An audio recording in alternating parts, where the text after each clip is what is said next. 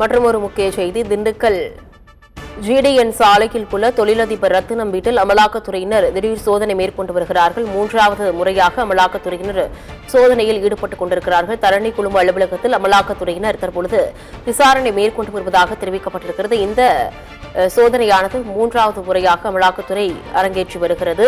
மணல் குவாரி அதிபர் ரத்தினம் இல்லத்தில் அமலாக்கத்துறை அதிகாரிகள் சோதனையில் ஈடுபட்டு வருகிறார்கள். செல்வி சாம்பர், மணல் குவாரி, புஷ்கரம் கல்லூரி, டிரான்ஸ்போர்ட் உள்ளிட்ட பல தொழில் நிறுவனங்களை இவர் நடத்தி வருகிறார் என்பது குறிப்பிடத்தக்க ஒன்றாக பார்க்கக்கூடிய சூழ்நிலையில் தற்பொழுது அங்கு சோதனையானது நடைபெற்று வருகிறது. மதுரையிலிருந்து அமலாக்கத்துறை அதிகாரிகள் சோதனை நடத்தி வருவதாக அண்மை தகவல் வெளியாகுகின்றது. மணல் குவாரி அதிபர் ரத்தினம் இல்லத்தில் அமலாக்கத்துறை அதிகாரிகள் சோதனையில் ஈடுபட்டு வருகிறார்கள். தரணி குழும நிறுவனங்களில் அமலாக்கத்துறையினர் 3 மணி நேரமாக விசாரணையை மேற்கொண்டு வருகிறார்கள்.